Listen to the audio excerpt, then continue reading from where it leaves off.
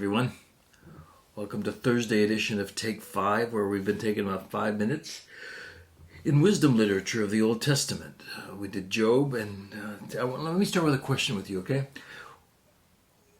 When you think of marriage, do you have a picture in your mind?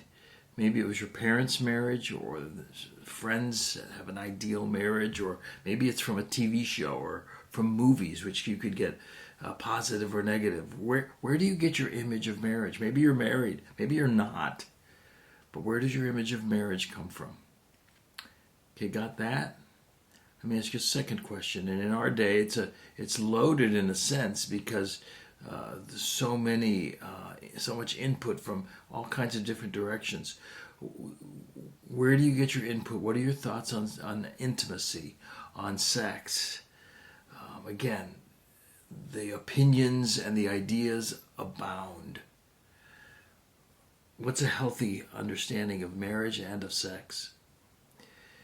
And you know, there's a book in the Old Testament that deals totally and explicitly with the subject of marriage and sexual love. And it's called the Song of Songs. Some of our older Bibles call it the Song of Solomon. It's part of wisdom literature, and it's giving us the wisdom of marriage and of sexuality and of intimacy within marriage. Now, historically, people didn't know what quite to do with it. So, I mean, it's been called everything from the Jewish edition of the Kama Sutra to an extended metaphor that has nothing to do with marriage or sex, because God forbid that God would talk about marriage and sex. So it's an extended metaphor of God's covenant love with his people, whether it's Christ in the church or Yahweh in Israel. But God would never talk about sex and marriage, right? And yet, when taken at face value, in a sense, the Song of Songs is it's like Job, that is so explicit about suffering. It's Song of Songs is wisdom literature that depicts an honest, clear appraisal of marriage and marriage intimacy, a proper relationship of a couple, and of what they experience in that relationship. Goes from pre-marriage to marriage and wedding to post-marriage. And it deals with insecurities and intimacy and conflict. And I'd say give it a read if you've never read it. You're going to find it very flowery, very poetic. You're going to think, oh, what's that all about? Well, listen how it starts. Oh, that he would kiss me with the kisses of his mouth, for your caresses are more delightful than wine. The fragrance of perfume, your perfume is intoxicating. Your name is perfume poured out. No wonder young women adore you. This is her talking to her fiance, I think. So you get a sense of it. In many ways, it's written like a play with three characters. The man, the woman, and then there's a group of singers, kind of the, it's Gladys Knight and the Pips, or, I'm sorry, I'm dating myself, or Diana Ross and the Supremes.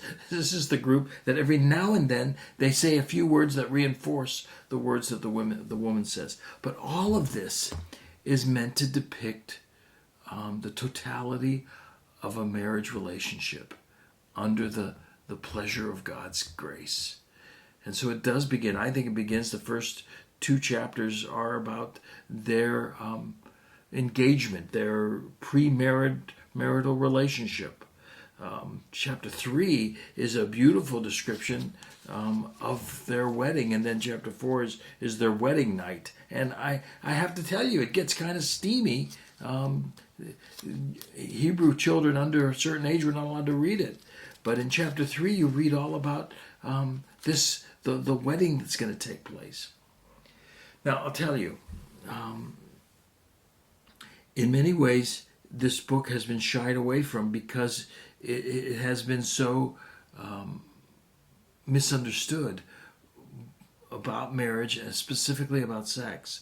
But as wisdom literature always is, it's going to be frank and clear when it talks about a subject, whether it's Job and suffering or this subject. And in essence, the Song of Songs is telling us that sex is a gift from God, meant to be fully enjoyed with God's blessing, within the confines of the covenant of marriage. And in a sense, that's what this book is telling us about. So give it a read. We'll spend a few times next week, I think at least twice, Tuesday and Thursday, going into Song of Songs a little bit. And in many ways, in a very poetic way, I think it gives us a beautiful poem of what marriage and marital love ought to be really about. Okay, I'll see you Tuesday when we come back and deal with this again. So long, have a great weekend.